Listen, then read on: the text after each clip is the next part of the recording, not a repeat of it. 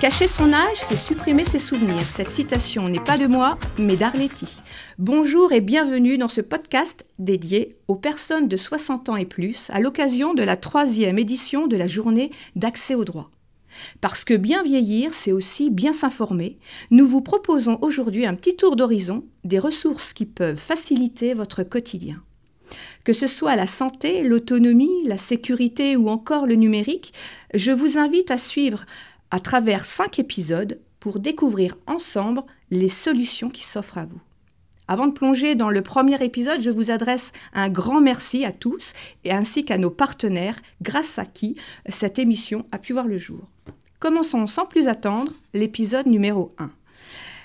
La santé et la prévention, avec un focus sur 4 dispositifs locaux pour rester en forme le plus longtemps possible et anticiper les fragilités. Pour ce premier dispositif, j'accueille le président de l'association Santé et Droit pour tous. Bonjour Dr Vier, merci pour votre participation. Pouvez-vous nous expliquer en quelques mots votre action auprès des seniors ? Bonjour, merci pour votre invitation et votre attachement à aider les personnes âgées fragiles. C'est ce que nous faisons au sein de l'association. C'est une association qui a été créée en 2018 par les professionnels de santé de Guerchisy. L'objectif étant d'aider les personnes âgées fragiles avec ou sans médecin traitant pour lutter contre la dépendance et les maintenir à domicile le plus longtemps possible. Nous aidons ces personnes via des ateliers, soit des ateliers locomoteurs, c'est-à-dire de les faire bouger un petit peu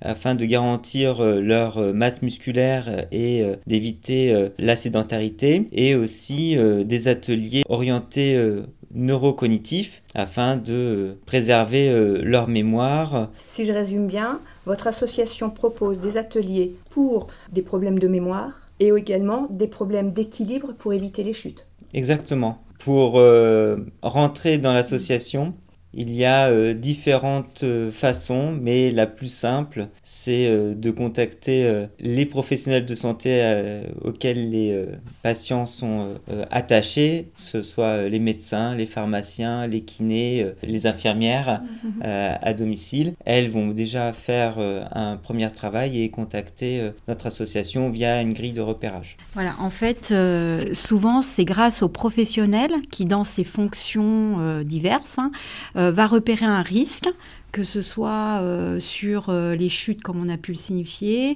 soit sur des petits troubles de la mémoire, l'oubli de la date d'aujourd'hui, mais aussi difficulté à se repérer dans le temps et dans l'espace. Du coup, cette grille est remplie par le professionnel et elle nous parvient à Santé Droit pour tous.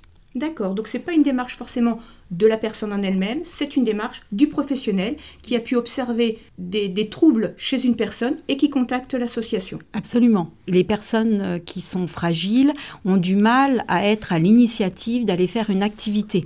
Et c'est ça le point fort de l'association. C'est parce que c'est un professionnel ou quelqu'un qui rentre dans le parcours de soins en général, ça peut être le portage de repas, l'aide à domicile, l'assistante sociale, qui va repérer à un moment donné une fragilité et qui va, avec l'accord du patient, proposer que quelqu'un de l'association Santé Droit pour tous prenne contact avec la personne pour qu'ensuite il puisse rentrer dans les ateliers. Donc, comme il a été dit, il y a les ateliers d'activité physique adaptée, donc où c'est 1 heure par semaine, fait avec les réseaux Resédia et l'ADES. Donc c'est vraiment un professeur d'activité physique adaptée qui vient et qui adaptera réellement à chacun. Ce sont des groupes de combien de personnes ? C'est individuel ou ça peut être collectif ? C'est pas individuel, c'est collectif. C'est collectif. Et à côté de ça, donc ces groupes-là d'activité physique adaptée se passent sur Guerchisy. Et il y a également donc les ateliers mémoire. Et donc là, c'est 2 heures par semaine. Donc il y a une partie qui se fait sur Guerchisy et il y a maintenant aussi un atelier qui s'est développé sur Varennes-Vauzelles, au centre de santé. Donc Ouais. les personnes qui peuvent faire un atelier physique ou un atelier mémoire peuvent être dirigées vers le centre municipal de santé de Varennes-Vauzelles pour pouvoir bénéficier de ces groupes-là. Voilà, ils peuvent, sachant D'accord. que l'activité physique adaptée se passera à Guerchisy. D'accord. Parlons finances. Combien ça coûte aux personnes ? C'est une cotisation de 10 € à l'année. C'est tout. C'est tout. 10 €, c'est pour l'activité physique adaptée, Oui. en sachant que pour l'atelier mémoire, c'est l'association qui prend en charge complètement. Si les personnes souhaitent avoir un peu plus d'informations sur votre association, quels sont les modes de communication? Alors, on a une adresse mail, donc c'est santé droit pour tous, tout attaché, 58 @gmail.com. Merci à tous les trois. Vous avez compris que le docteur Vier n'était pas venu tout seul. J'avais avec moi, à côté de moi, Madame Karine Leroy-Lebricaire et Madame Floriane Dutrio. Merci beaucoup à tous les trois. Nous accueillons la plateforme de répit et d'accompagnement des aidants, dispositif national dédié aux aidants d'un proche atteint d'une maladie neuroévolutive. C'est pas ça du tout. Pas que. Pas que. C'est les aidants de manière générale. Bonjour Yolène Lefebvre, merci de votre venue. Pouvez-vous en quelques mots nous présenter justement la mission essentielle que vous menez auprès des familles? Alors, on est bien une plateforme de répit et d'accompagnement des aidants, mais de tous les aidants, pas seulement des aidants de maladies neuroévolutives. D'accord. On peut accompagner des aidants de personnes en situation de handicap, voire des enfants en situation de handicap, mais aussi atteints de cancer, de maladies chroniques et bien sûr de maladies neuroévolutives. D'accord. On est la porte d'entrée de tous les aidants du département. Concrètement, ça se passe comment? Alors concrètement, donc ce dispositif a été créé en 2012 sur l'agglomération de Nevers. Il a été porté à cette époque-là par le CCAS de la ville de Nevers. Depuis 2022, le dispositif est porté par le centre social de Moulins-en-Gilbert avec 2 antennes. Une antenne sur Moulins-en-Gilbert où on est plus axé sur le Morvan et une antenne sur Varennes-Vauzelles dans le rond-point de la locomotive qui est plus axé sur le Val-de-Loire. Donc ça c'est au niveau géographique. Après tous les secteurs sont poreux en fonction des charges de travail des différentes personnes. Nous sommes 4, 2 infirmières, 2 aides-soignantes et après on travaille avec le partenariat local pour pouvoir répondre au plus proche de la personne demandeuse. D'accord. Concrètement, une famille peut directement vous solliciter. Ah oui. Il doit se rendre donc vers le rond-point de la locomotive. Il y a un numéro de téléphone. C'est le 0805 280 209 qui est un numéro unique, non surtaxé, qui arrive à notre centre social, à Moulins-en-Gilbert, qui est notre secrétariat, et qui renvoie sur la personne plus à même de répondre, ou la moins occupée, ou sur le bon secteur. Et quelles actions vous faites concrètement avec les familles? En quoi votre action, justement, permet aux familles de souffler un petit peu? Est-ce que c'est le bon terme? Oui. Oui.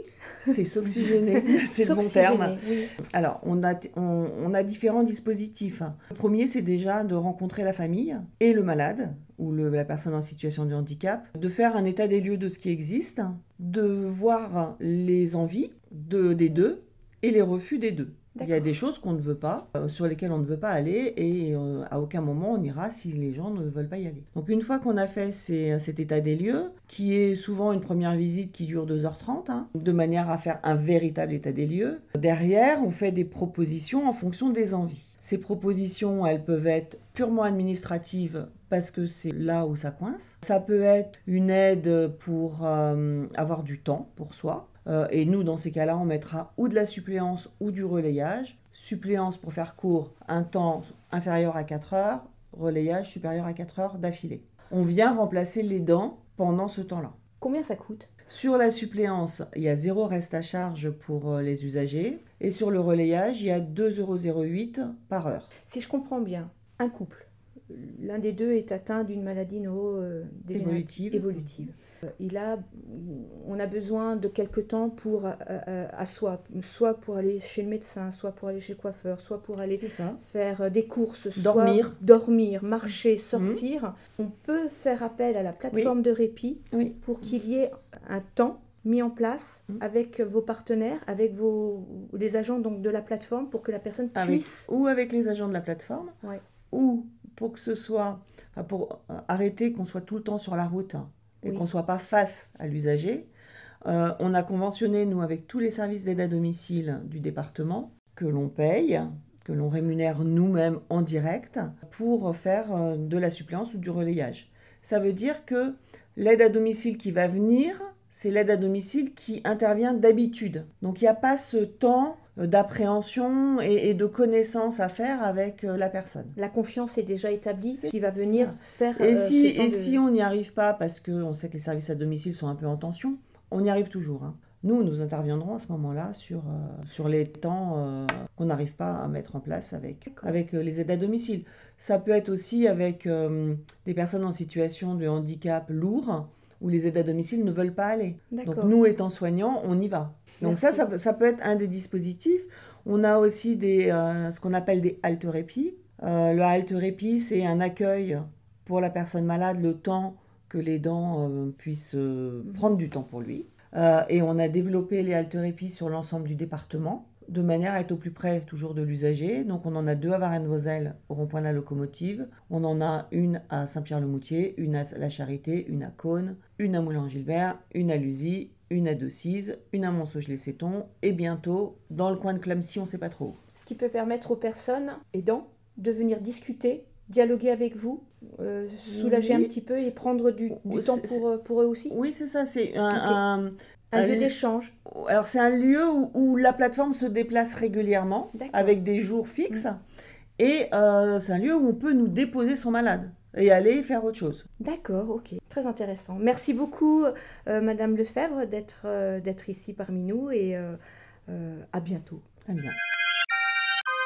J'accueille notre 3e invitée pour ce premier épisode, Madame Sophie Coudray et Madame Favereau.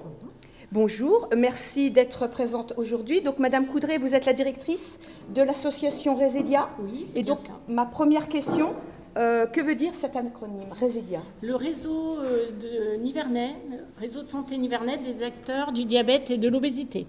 D'accord. Donc, on ne dira jamais assez que l'activité physique est bonne pour la santé? La remise en mouvement est essentielle pour rester en bonne santé, pas uniquement sur les sujets du diabète et de l'obésité, mais sur tous les sujets. Et est-ce que vous pouvez nous présenter votre association et dire en quelle mesure elle intervient auprès donc, des seniors? Pour les seniors, nous avons des projets donc, qui sont effectivement mis en place. C'est le théâtre et la danse qui aussi permettent de rester en mouvement et travailler aussi le volet cognitif. Ce sont des projets qui plaisent bien aux personnes qui ne pensaient pas d'ailleurs être capables de faire du théâtre ou de danser. C'est vraiment un point important pour la remise en mouvement. L'association Resédia, elle est basée sur Nevers. Alors elle est basée sur Nevers, 14 rue Georges Dufaux. C'est plutôt du côté de Coulanger-Nevers, dans la zone d'activité Nevers-Saint-Éloi, mais elle est destinée à l'ensemble du département. D'accord. C'est pour toutes les personnes du département, avec un grand maillage avec nos partenaires sur l'ensemble du territoire, les maisons de santé, les centres de santé, y compris celui de Varennes-Vauzelles, bien entendu, et d'autres. Et comment on peut faire pour justement solliciter Resédia? Ça s'adresse à tout à chacun, les personnes qui souffrent donc de diabète? Alors, toute personne qui présente diabète, surpoids, obésité. Donc, la personne peut être orientée par son médecin traitant ou par des professionnels médicaux, paramédicaux, ou elle peut aussi venir par elle-même. On accompagne une prise en charge globale et pluridisciplinaire, et pour cela, on s'appuie sur des professionnels adhérents. Ça peut être des psychologues, des diététiciennes, des pédicures-podologues aussi avec qui on travaille. On a un fort maillage territorial sur tout le département. Donc, vous travaillez avec beaucoup de professionnels et des structures aussi, que ce soit des structures en lien avec le handicap, médico-social. On a un fort lien ville-hôpital aussi, qui est très précieux. Et peut-être ajouter également que M. le maire soulignait à l'instant que le bien-être était important à Resédia depuis plus de 15 ans. Nous sommes très attachés à ce volet-là, puisque nous permettons aussi aux personnes de découvrir d'autres méthodes de relaxation pour renforcer l'estime de soi, qui peuvent être, par exemple, la sophrologie il y a 15 ans. Maintenant, on est sur d'autres thématiques comme le yoga sur chaise, toutes sortes de méthodes de relaxation. En fait, ça permet à tout à chacun, selon ses capacités, selon ses compétences et selon la pathologie, de pouvoir exercer ses besoins, tout à fait. une activité physique ou une activité bien-être.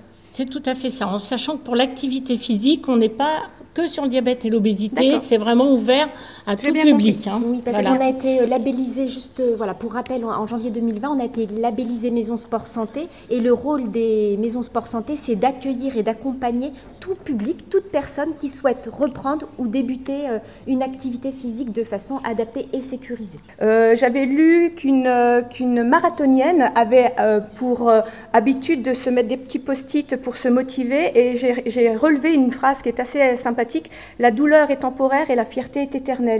En fin de compte, ça résume un petit peu votre challenge. Par contre, peut-être je modifierai un tout petit peu parce qu'on essaie de faire sans douleur, justement.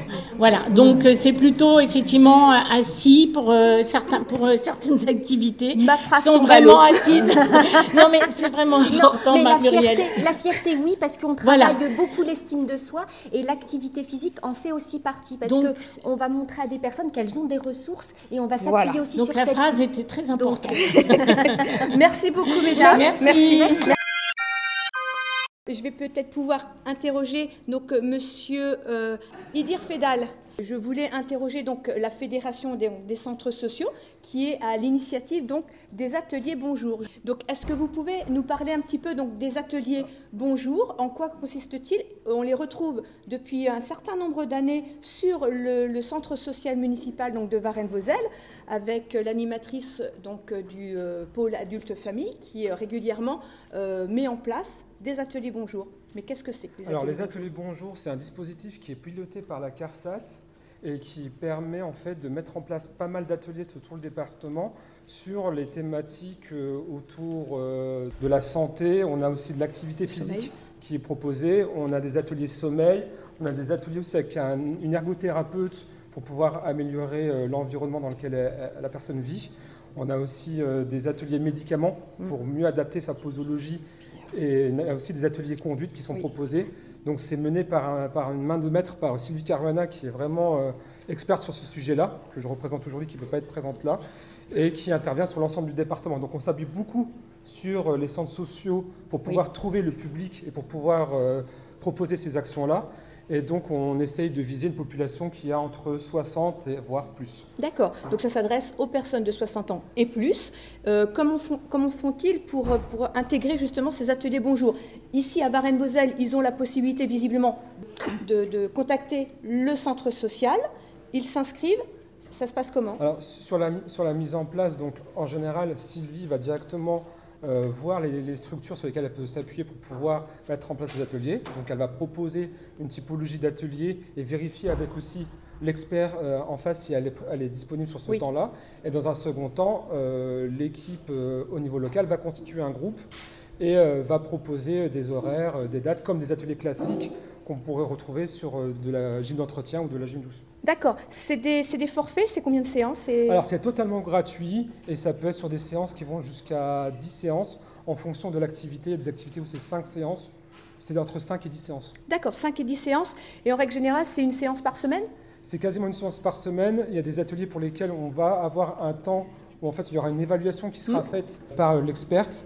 Et après, un temps aussi à la fin où on va faire une évaluation de fin pour voir s'il y a vraiment une progression. Notamment, je pense aux ateliers équilibre qui ont cette caractéristique-là. L'idée sur les ateliers équilibre, pour faire un focus sur cette activité-là, c'est vraiment de prévenir les chutes parce qu'on sait qu'à partir d'un certain âge, on va avoir de l'ostéoporose et avec les chutes, on peut se briser des os. Donc l'idée, c'est de vraiment prévenir ces personnes-là quand elles tombent et d'éviter qu'elles se cassent un membre lors de ces chutes-là. Au-delà des bienfaits sur la santé qu'on pourra avoir, que ce soit sur la partie garder en fait la vitalité physique, travailler la partie aussi prise de médicaments, il y a aussi le côté lien social qui est important et on crée on constitue un groupe qui derrière évolue sur d'autres activités. Donc ils vont peut-être entrer par la gym douce ou le parcours PEPS et finir sur des ateliers, on va dire, mémoire ou d'autres. Et ça permet de maintenir ce lien social. On sait qu'à partir d'un certain âge, après la retraite, on a des pertes de lien social, mais aussi des pertes cognitives qui font qu'il y a besoin d'avoir toutes ces activités-là pour maintenir la personne le plus longtemps en bonne santé. En bonne santé. Et voilà. Merci beaucoup. Merci beaucoup. Et voilà qui conclut cette première partie. On vient de faire le tour de 4 dispositifs locaux qui, chacun à leur manière, mettent la santé et la prévention au cœur des priorités. Pour plus d'informations, n'hésitez pas à contacter votre centre social à l'espace Jean Moulin ou bien votre centre municipal de santé, boulevard Camille Dagonneau. Dans l'épisode numéro 2, nous donnerons la parole à ceux et celles qui contribuent à l'amélioration de votre habitat pour un maintien à domicile plus serein. Restez avec nous, la suite promet d'être tout aussi intéressante.